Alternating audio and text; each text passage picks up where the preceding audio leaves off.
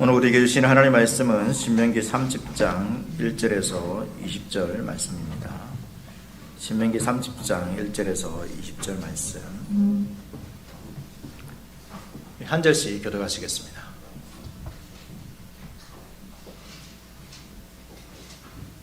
신명기 30장 1절에서 20절 말씀. 내가 내게 진술한 모든 복과 저주가 내게 임함으로 내가 내 하나님 여호와로부터 쫓겨간 모든 나라 가운데서 이 일이 마음에서 기억이 나거든.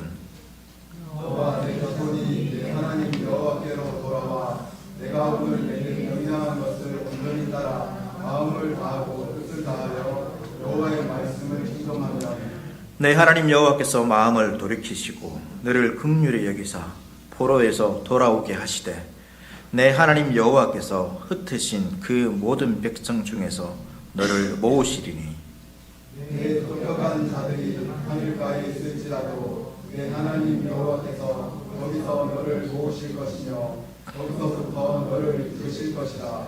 내 하나님 여호와께서 너를 내 조상들이 차지한 땅으로 돌아오게 하사 내가 다시 그것을 차지하게 하실 것이며 여호와께서 또 내게 선을 행하사 너를 내 조상들보다 더 번성하게 하실 것이며 내 하나님 여호와께서 내 마음과 내 자손의 마음에 할례를 베푸사 너로 마음을 다하며 뜻을 다하여 내 하나님 여호와를 사랑하게 하사 너로 생명을 얻게 하실 것이며 내 하나님 여호와께서 내 적군과 너를 미워하고 핍박하는 자에게 이 모든 저주를 내리게 하시리니 너는 돌아와 다시 여호와의 말씀을 청종하고 내가 오늘 내게 명령하는 그 모든 명령을 행할 것이라. 내가 내 하나님 여호와의 말씀을 청종하여 이 율법책에 기록된 그의 명령과 규례를 지키고 내 마음을 다하여 뜻을 다하여 여호와 내 하나님께 돌아오면 내 하나님 여호와께서 내 손으로 하는 모든 일과 내 몸의 소생과 내 가축의 새끼와 내 토지 소산을 많게 하시고 내게 복을 주시되 곧 여호와께서 내 조상들을 기뻐하신 것과 같이 너를 다시 기뻐하사 내게 복을 주시리라. 내가 오늘 내게 명령한 이 명령은 내게 어려운 것도 아니요 먼 것도 아니라. 하늘에 있는 것이 아니니 내가 이르기를 누가 우리를 위하여 하늘에 올라가 그의 명령을 우리에게로 가지고 와서 우리에게 들려 행하게 하랴 할 것이 아니요 이것이 바다 밖에 있는 것이 아니니 내가 이르기를 누가 우리를 위하여 바다를 건너가서 그의 명령을 우리에게로 가지고 와서 우리에게 들려 행하게 하랴 할 것도 아니라. 오직 그 말씀이 내게 매우 가까워서 내 입에서 있으며 내 마음에 있은즉 내가 이를 행할 수 있느니라. 보라 내가 오늘 생명과 복과 사망과 화를 내 앞에 두었나니 곧 내가 오늘 내게 명령하여 내 하나님 여호와를 사랑하고 그 모든 길로 행하며 그의 명령과 규례와 법도를 지키라 하는 것이라. 그리하면 내가 생존하며 번성할 것이요 또 내 하나님 여호와께서 내가 가서 차지할 땅에서 내게 복을 주실 것이니라. 그러나 네가 만일 마음을 돌이켜 듣지 아니하고 유혹을 받아 다른 신들에게 절하고 그를 섬기며 내가 오늘 너희에게 선언하노니 너희가 반드시 망할 것이라. 너희가 요단을 건너가서 차지할 땅에서 너희의 날이 길지 못할 것이니라. 내가 오늘 하늘과 땅을 불러 너희에게 증거를 삼노라. 내가 생명과 사망과 복과 저주를 내 앞에 두었은즉 너와 내 자손이 살기 위하여 생명을 택하고 내 하나님 여호와를 사랑하고 그의 말씀을 청종하며 또 그를 의지하라. 그는 내 생명이시요 내 장수이시니 여호와께서 내 조상 아브라함과 이삭과 야곱에게 주리라고 맹세하신 땅에 내가 거주하리라. 아멘. 하나님은 우리에게 복을 주시는 분이십니다. 오늘 그 하나님의 복이 저와 여러분에게 풍성하게 임하기를 축복합니다. 하나님께서는 우리 복을 주시기 위해서 우리를 구원하셨습니다. 그리고 우리의 순종은 하나님의 복을 받을 만한 가치가 있는 것이 아님에도 불구하고 하나님께서는 우리의 순종으로 하나님의 복을 누리게 하셨습니다. 지난주에 보았던 저주에 관한 말씀도 이런 마찬가지입니다. 저주에 관한 말씀은 하나님께서 우리를 저주를 내리시겠다라는 것보다는 하나의 경고입니다. 이 하나님께서 베풀어 주신 그 복 가운데서 벗어나지 않고 안전하게 우리가 그 가운데서 살게 하기 위해서 하나님께 주시는 은혜의 말씀도 저주의 말씀입니다. 하지만 우리의 삶을 돌아오면 우리가 때로는 어리석게도 이 저주의 말씀을 무시하고 저주의 길을 선택할 때가 있습니다. 그래서 이 불순종으로 인해서 고난을 당하기도 하죠. 이스라엘의 역사가 그렇습니다. 이스라엘 역사를 보면 이스라엘 백성들이 타락하고 또 포로로 가고 회복에 이르는 여러 가지 일들이 있습니다. 하나님께서는 이 신명기 말씀을 하실 때에도 이 역사의 모든 주관자이시기 때문에 이스라엘 가운데 그러한 일들이 있을 것을 아시고 미리 또 예언하시고 말씀하고 있는 것이 바로 신명기를 통해서도 우리가 알 수 있습니다. 하나님께서는 어떻게 보면 이스라엘이 패역하실 것을 알고 있습니다. 그러니까 이스라엘에게 복을 주셨지만 이스라엘이 그 하나님의 복을 저버리고 다른 신들을 쫓아갈 것이라는 것을 알고 있습니다. 그런데도 하나님께서는 뭘 하고 있습니까? 이러한 말씀을 주고 있는 것이죠. 그것이 은혜입니다. 또 이스라엘이 패역하여서 하나님께서 하나님을 떠날 것을 아심에도 하나님께서는 그들에게 다시 돌아올 수 있는 길을 오늘 우리에게 말씀해 주고 있는 것이죠. 오늘 이 말씀을 통하여서 우리가 알 수 있는 것은 하나님의 인간의 실패에도 불구하고 끝까지 그들과 맺으신 언약을 신실하게 지키신다는 것입니다. 여기에 우리의 구원이 달려 있습니다. 우리가 하나님 앞에 순종하며 살아야 됩니다. 하지만 우리의 순종에 우리의 구원이 달려있지 않습니다. 왜냐하면 우리는 아직 이 순종을 하지만 완전한 순종을 할 수 없기 때문입니다. 그러나 신자는 나를 구원해 주신 그 하나님께서 나의 실패에도 불구하고 나를 회복시키셔서 다시금 주의 길을 걷게 하시고 주님을 온전히 사랑하는 자로 만들어 가실 것을 믿는 자가 바로 신자임을 우리는 기억할 필요가 있습니다. 그래서 오늘 이 말씀을 통하여서 우리의 실패와 절망과 연약함에도 불구하고 우리를 회복시키시기를 원하시는, 회복되기를 원하시는 그 하나님을 우리가 만나는 시간 될 수 있기를 바라겠습니다. 하나님은 우리에게 복을 주시는 분이실 뿐만 아니라 우리를 회복하시는 분이십니다. 1절과 2절 말씀 보겠습니다. 1절과 2절 말씀 보시면 내가 내게 진술한 모든 복과 저주가 내게 임함으로 내가 내 하나님 여호와로부터 쫓기간 모든 나라 가운데서 이 일이 마음에 기억이 나거든 너와 내 자손이 내 하나님 여호와께로 돌아와 내가 오늘 내게 명령한 것을 온전히 따라 마음을 다하고 뜻을 다하여 여호와의 말씀을 청종하면. 오늘 말씀에서 이제 아직은 이러한 일들이 일어나지 않았습니다. 하지만 하나님께서 이러한 일들을 상정하고 이제 이 말씀을 주고 있는 것이죠. 어떠한 일을 상정하고 있냐면 이스라엘 백성들이 이 가나안 땅에서 쫓겨나서 여러 나라로 흩어진 그때를 하나님께서 상정하고 주시고 있는 말씀입니다. 이스라엘 사람들이 다른 나라로 흩어지는 쫓겨가는 그 일은 이스라엘의 큰 범죄, 그 마지막까지 하나님의 말씀을 거역하고 난 이에 나타나는 최종적인 저주라 할 수 있습니다. 비록 먼 미래에 있는 일이지만 하나님께서는 그 미래를 아셨고 그때에 그들이 그 가운데서도 어떻게 하면 다시금 돌아올 수 있는지 그 말씀을 주고 있는 것이죠. 어쨌든 이스라엘은 하나님께 불순종했습니다. 하나님께서 이스라엘을 부르셨고 그들에게 주신 그 사명에도 이스라엘은 실패했습니다. 불순종의 최종의 모습이 아담과 하와가 에덴 동산에서 쫓겨나는 것처럼 이스라엘이 가나안 땅에서 쫓겨나는 것입니다. 그래서 이스라엘이 지은 죄는 작은 죄가 아니라는 것이죠. 엄청난 죄를 지었습니다. 가나안 땅에서 쫓겨날 만큼 엄청난 죄를 지금 이스라엘이 지은 것입니다. 그럼에도 하나님께서 그때를 상정하고 이 말씀을 주고 있다는 것은 하나님께서 이스라엘이 엄청난 범죄를 했음에도 엄청난 죄 가운데 있음에도 하나님께서 그들을 여전히 사랑하고 계시다는 것을 알고 있습니다. 포기하지 않으시는 것이죠. 우리가 성경을 보면 하나님께서 이 세상을 사랑하신다라고 여러분 말씀하고 있습니다. 하나님께서 사랑하시는 세상은 어떤 세상입니까? 하나님을 찬양하고 예배하고 하나님께 순종하는 그 아름다운 세상입니까? 그렇지 않습니다. 하나님께 불순종하며 하나님께서 보내신 그의 아들까지도 십자가에 못 박는 그러한 세상입니다. 그런데 하나님께서는 그러한 세상을 사랑하신 것이죠. 이것이 우리를 향한 하나님의 사랑이라는 것입니다. 하나님은 공의의 하나님이시기 때문에 우리를 심판하시기도 합니다. 하지만 그 공의 가운데 하나님께서는 또 사랑을 베풀고 계십니다. 하나님께서는 우리를 향한 심판을 예수님께 내리심으로 공의를 행하셨죠. 그러나 또 예수님을 우리 대신 죽게 하심으로 사랑하시는 분이 바로 하나님이십니다. 하나님은 저와 여러분들을 여러분 사랑하십니다. 어떤 때 사랑하십니까? 순종할 때 사랑하십니까? 순종할 때 사랑하시겠죠. 그러나 순종할 때뿐만 아니라 우리가 어떠한 모습 가운데 있든지, 엄청난 범죄 가운데 있든지, 주님을 떠났을 때든지, 그때도 주님은 우리를 사랑하십니다. 마치 탕자의 아버지가 여러분 그의 아들을 기다리는 것처럼 우리를 사랑하시는 것이 바로 하나님의 사랑인 것입니다. 그의 아들이 돌아오기를 기다리고 돌아왔을 때에 그를 위한 옷과 잔치를 준비하고 계신 분이 바로 하나님이십니다.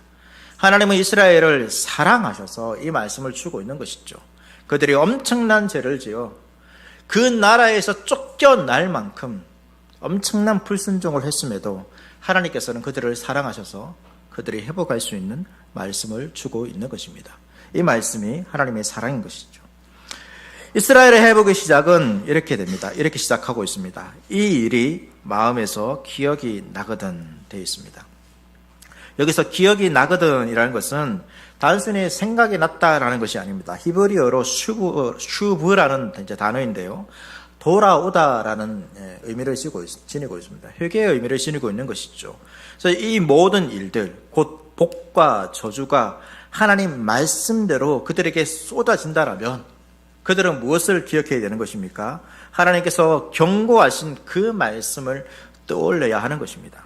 이 모든 일들을 기억 속에 되살린 뒤에 그들은 하나님께 돌아오는 것이죠. 하나님의 말씀이 기억나야 되고 그 말씀을 기억하여서 하나님께서 이렇게 하면 이렇게 될 거라는 것을 말씀하셨는데 내가 그 하나님께로 돌아가야 되겠구나 그러는 것입니다. 회복의 시작은 이런 것이죠. 자신의 처지를 생각하고 하나님을 기억하며 돌아가는 것에 있습니다. 여기에 있습니다. 우리는 보통 어디까지 시작합니까? 자신의 처지에 대해서만 생각합니다. 그래서 한탄하죠. 자신의 삶에 대해서 내 삶이 왜 이럴까? 힘들고 어려운 것들. 지금 이 사회가 어렵습니다. 개인의 삶도 어렵습니다. 신앙적인 부분도 우리가 연약할 때도 있습니다. 그런데 여러분, 우리가 그 가운데서 내가 왜 이럴까? 내 삶이, 내 형편이, 나의 모습이, 나의 가정이, 나의 어떤 여러 가지 일들이 왜 이럴까? 이런 그것만 생각해서는 안 되는 것입니다. 그 가운데서 무엇을 기억해야 됩니까? 하나님을 기억해야 되고 하나님께 돌아갈 때에 회복이 시작된다는 것을 기억할 필요가 있습니다. 탕자의 얘기를 조금 더 보시면 누가복음 15장 17절 말씀입니다. 탕자가 이렇게 고백합니다. 이에 스스로 돌이켜 이르되 내 아버지에게는 양식이 풍족한 품꾼이 얼마나 많은가. 나는 여기서 줄여 죽는도다. 탕자도 마찬가지죠. 탕자도 아버지가 살아있을 때 자신의 재산을 요구합니다. 이것은 아버지가 빨리 죽었으면 좋겠다라는 엄청난 모욕과 같은 것입니다. 그렇게 재산을 가지고 이제 아버지의 나라가 아닌 먼 나라로 가죠. 아버지를 떠나버리는 것입니다. 아버지가 없는 곳에서 살고 싶은 것입니다. 그곳에서 허랑방탕하게 재산을 다 낭비하죠. 그래서 그 나라에서 사람들의 종처럼 삽니다. 그리고 먹을 것이 없어서 돼지도 먹는 그 열매조차도 먹을 수 없는 그러한 처지 가운데 놓이게 됩니다. 그때 생각하는 것이죠. 누구를 생각합니까? 자신의 처지를 생각하는 것이 아니라 아버지를 생각하는 것입니다. 내 아버지에게는 양식이 풍족한 품꾼이 얼마나 많은가. 자신이 아들로 있을 때가 아니라 그 집안의 품꾼을 생각하는 거죠. 그 품꾼도 먹을 것이 있는데 이것을 생각하고 나서 그가 결심하는 거죠. 돌아가기로 결심하는 것입니다. 회복은 하나님을 기억하고 돌아오면서 시작합니다. 여러분, 우리의 삶이 회복되기를 원하십니까? 이러한 삶의 형편과 어려움 가운데서 여러분 회복되기를 원하십니까? 때로는 불순종 가운데서 나의 범죄함과 죄 가운데서 여러분 회복되기를 원하십니까? 여러분 그 자리에서 그냥 한탄만 하고 있으면 안 됩니다. 하나님을 기억하십시오. 하나님은 우리를 복을 주시는 분이십니다. 그 복 가운데로 돌아갈 수 있는 것입니다. 그 가운데서 돌아가는 것에서 회복이 시작된다는 것을 여러분 기억하십시오. 하나님께 오셔야 됩니다. 아무리 힘들고 어렵더라도 하나님께 나오셔야 됩니다.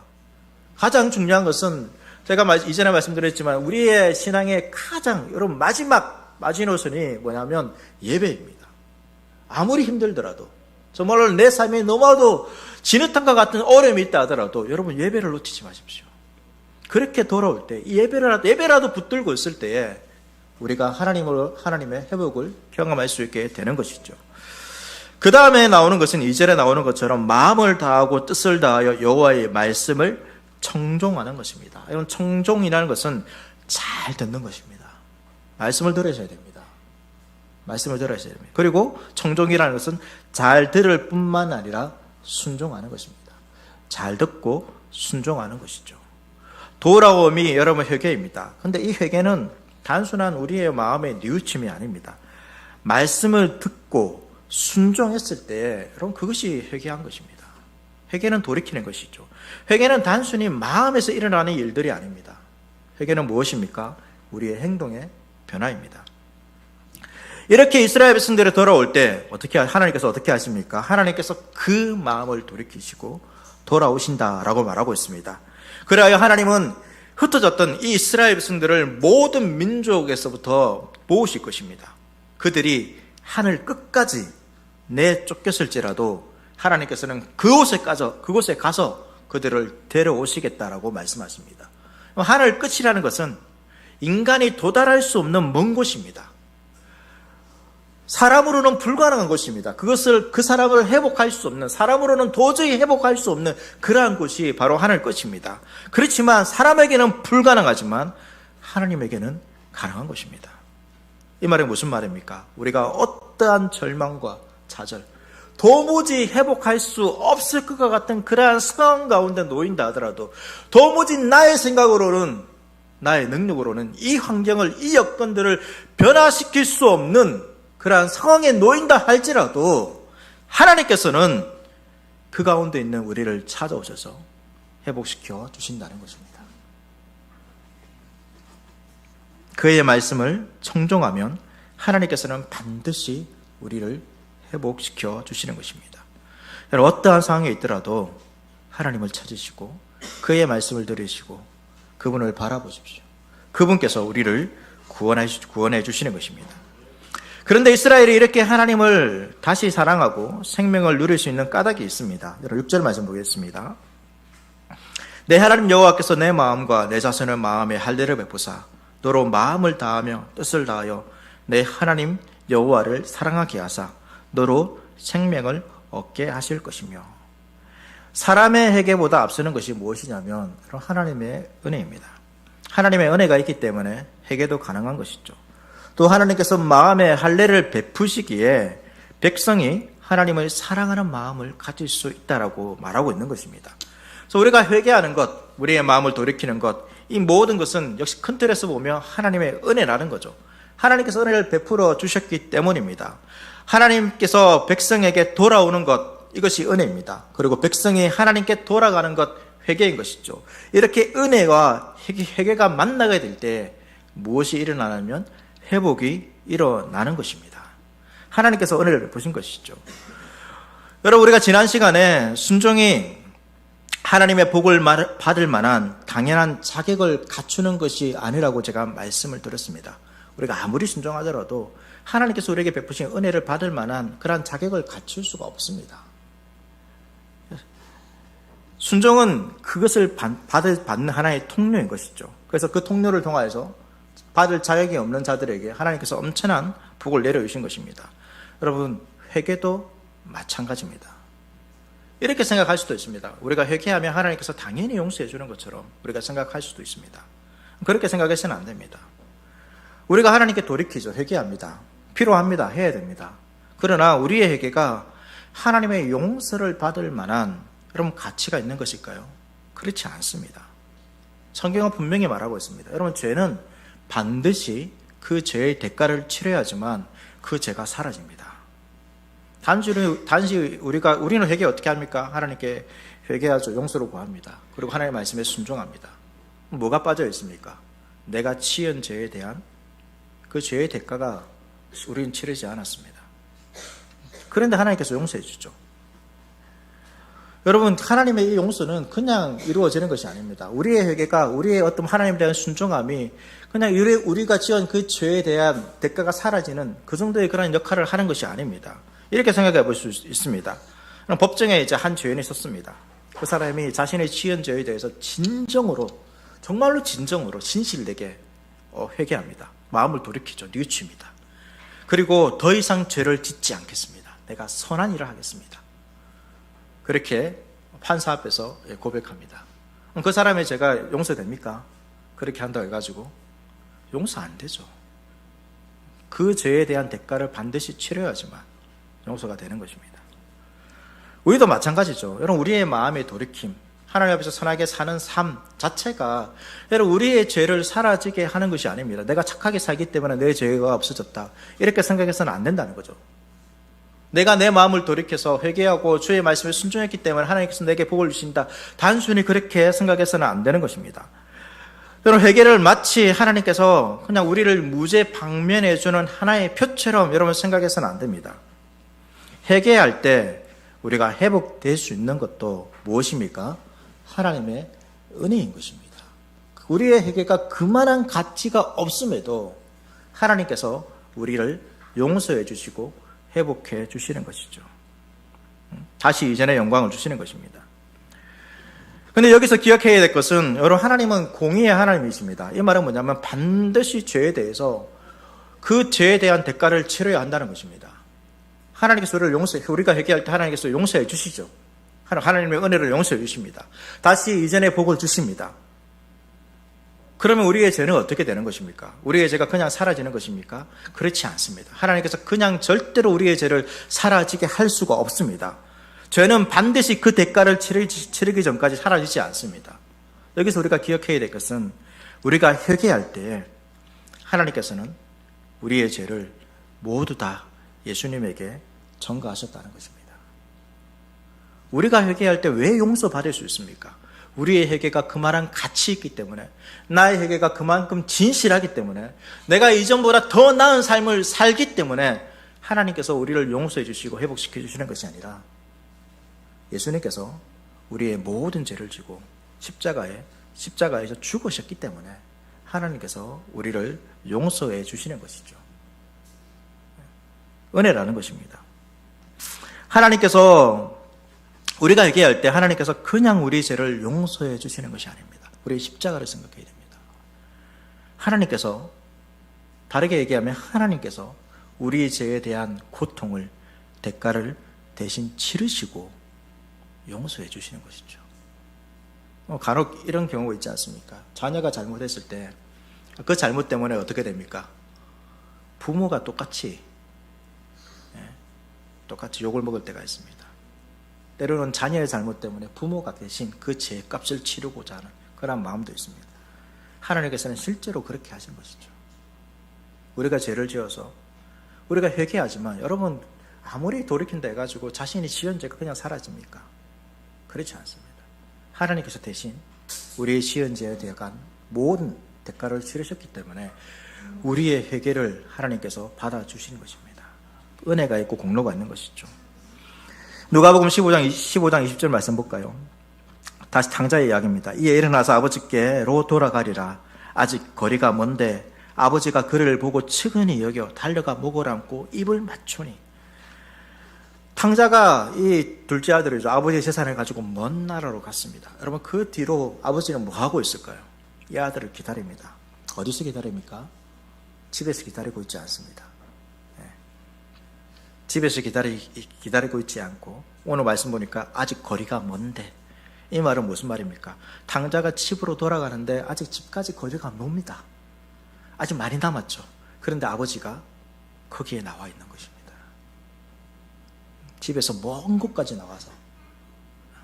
나와서 아들을 기다리고 있습니다. 그리고 그 아버지가 먼저 그를 보고 어떻게 합니까? 달려가서 목을 안고 입을 맞춥니다. 여러분, 이 탕자의 이야기에 아버지의 마음은 기록되어 있지 않았지만, 여러분, 우리는 충분히 이 아버지의 마음을 알 수 있습니다. 아버지가 어떤 마음으로 이 아들을 기다리고 있는지, 어떤 마음으로 달려가고 있는지. 이 아버지의 마음이 이 아들을 향한 미워하는 마음이 있습니까? 그렇지 않습니다. 이런 탕자가 돌아왔습니다. 이런 탕자가 돌아왔다고 해가지고 아버지가 이렇게 해야 될 이유가 있습니까? 탕자의 돌아옴이라는 이 회개죠. 회개의 행동이 탕자가 아버지께 이렇게 다시 아들의 지위를 회복받는 잔치를 베푸는, 그럼 그것을 받을 만한 일들을 당연히 탕자가 한 것입니까? 그렇지 않죠. 탕자는 오히려 돌아가면서 이 아버지의 집에 품꾼이라도 되어야 되겠다, 이런 마음으로 돌아왔습니다. 그런데 아버지는 이 아들의 생각과는 더 놀라운 영광을 그 아들에게 베풀어 주는 것이죠. 왜?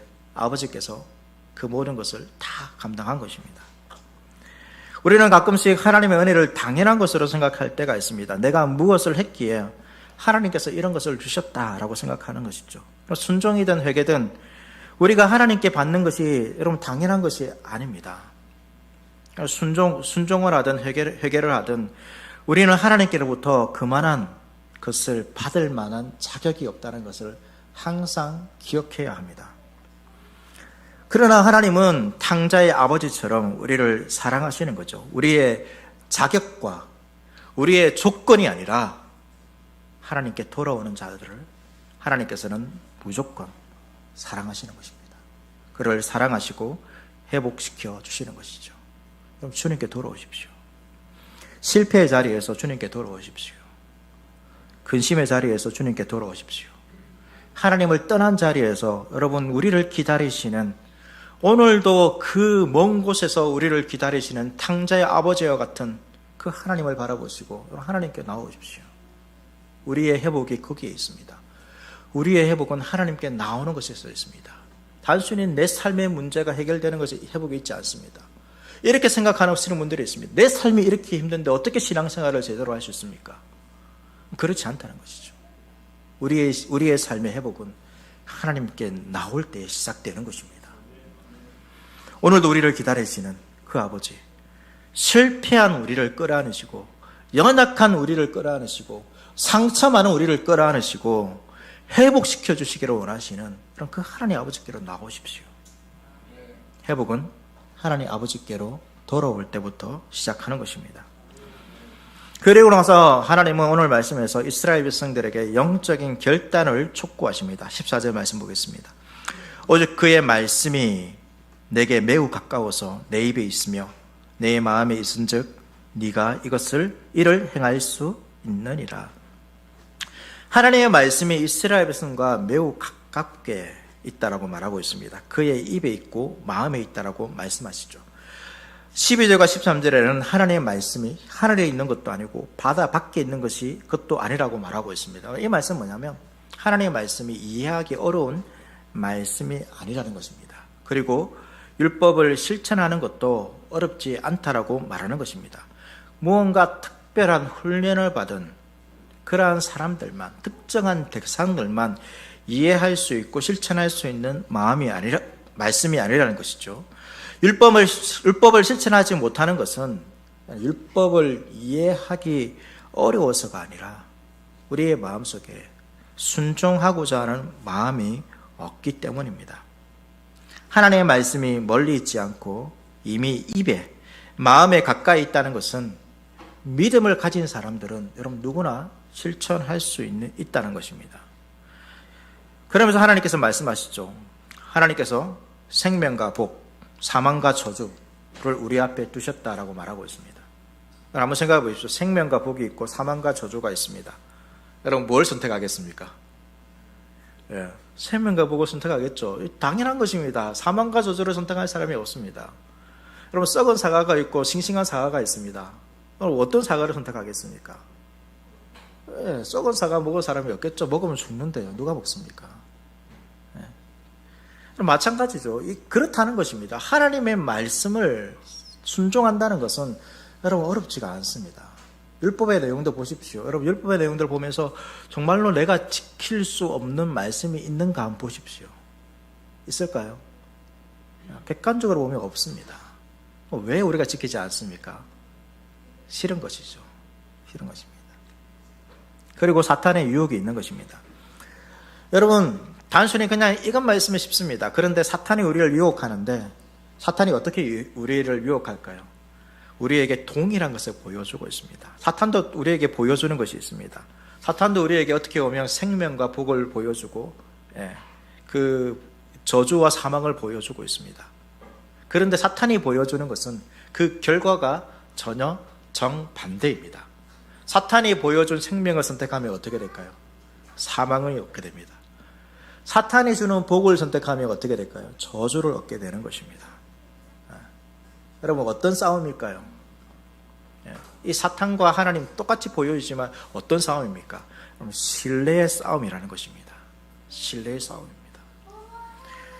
오늘 말씀 20절 말씀 보겠습니다. 20절 말씀 보시면 내 하나님 여호와를 사랑하고 그의 말씀을 청종하며 그를 의지하라. 그는 내 생명이시요 내 장수이시니 여호와께서 내 조상 아브라함과 이삭과 야곱에게 주리라고 맹세하신 땅에 네가 거주하리라. 여러분, 하나님을 사랑하십니까? 하나님을 사랑하는 자는 어떠한 자입니까? 하나님의 말씀을 청종하는 자입니다. 여러분, 우리가 왜 하나님을 순종하지 못할까요? 하나님 말씀에. 하나님 말씀이 어렵기 때문입니까? 그렇지 않습니다. 하나님을 사랑하지 못하기 때문입니다. 하나님을 신뢰하지 못하기 때문입니다. 왜 우리가 그러면 하나님을 사랑하지 못할까요? 하나님이 어떠한 분이신지 제대로 알지 못하기 때문입니다. 하나님을 아는 자들은 뭐 할 수밖에 없을까요? 하나님을 사랑할 수밖에 없습니다. 하나님을 아는데 어떻게 하나님을 사랑하지 않으실까요? 우리를 위하여서 이 세상을 창조하시고 창조한 모든 세상을 우리에게 주셨고 우리가 범죄했을 때도 다시 우리는 부르셔서 복을 주시고 또다시 주님을 떠나더라도 회복의 길을 주시며 우리가 영원한 하나님 나라에 들어가기 위해서 그 아들 예수 그리스도까지 이 땅에 보내오셨고 죽게 하셨으며 영원한 하나님 나라를 완성하실 것입니다. 왜 이런 일을 하십니까? 사랑하시기 때문에, 우리를 사랑하기 때문입니다. 다른 이유가 없죠. 여러분, 그 하나님을 알게 되면 하나님을 사랑하고 하나님을 신뢰할 수 있게 되는 것입니다. 그런데 왜 우리가 여러분 불순종합니까? 내 삶의 문제에 대해서 어려움 때문에 어려움 가운데서 왜 우리가 하나님을 따르지 못하고 신뢰하지 못합니까? 하나님을 사랑하지 못하기 때문입니다. 하나님을 믿지 못하기 때문에 여러분 순종하지 못하는 것이죠. 어떻게 보면 여러분 신명기 뒤에 더 있지만 이 신명기 30장 20절 말씀이 여러분 신명기의 전체 결론의 말씀과 같습니다. 모세는 이 말을 하고 싶은 것이죠. 그래서 1장부터 이 30장까지 길게 지금 설교를 해오고 있는 것입니다. 출애굽 2세대들에게 무엇을 알려주기 위해서 지금 이 말씀을 하고 있는 것입니까? 어떻게 보면 결론이기 때문에 이렇게 하나님을 사랑하고 청종해, 그의 말씀을 청종해, 이 말만 할 수 있는데 왜 앞에 이 수많은 이야기들을 하고 있는 것입니까? 이 결론에 이르게 하기 위해서 이스라엘 백성들을 하나님을 사랑하는 자손으로 만들게 하기 위해서 하나님께서 그 이스라엘 백성들에게 해오셨던 그 일들을 쭉 모세는 설교를 해오고 있었던 것입니다. 하나님을 알려주는 것이죠. 하나님을 알려주고 하나님께서 너희를 이렇게 사랑하신다. 그렇기 때문에 그 하나님을 사랑해라 라고 지금 말하고 있는 것입니다. 여러분, 순종은 단순히 우리의 마음의 의지로만 되지 않습니다. 내가 순종해야지 되지 않습니다. 어떻게 될까요? 어떻게 하면 순종할 수 있을까요? 하나님을 사랑하면 순종할 수 있게 되는 것입니다. 우리의 마음에 하나님의 말씀을 지켜야지, 이 마음을 가져야 되죠. 하지만 그 마음만 가져서는 안 됩니다. 어떤 마음도 같이 가져야 됩니까? 내가 하나님을 사랑해야지. 하나님은 나를 얼마나 사랑하시는지 내가 깨달아야지. 그 마음을 같이 가져야 됩니다. 그래서 마음을 다하여, 목숨을 다하여, 뜻을 다하여, 성경에 이러한 내용들이 여러 번 나오지 않습니까? 오늘 말씀에도 나오는 것처럼. 이 말씀이 무엇입니까? 이 말씀을 한마디로 줄이면 사랑하여 라는 것입니다. 전심으로 사랑하여. 주님을 사랑하는 자, 주를 위해 살 수밖에 없습니다. 순종할 수밖에 없죠. 사랑하기 때문입니다.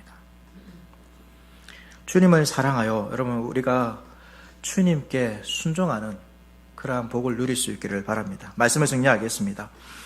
여러분 회복은 돌이키는 것에서 여러분 시작합니다.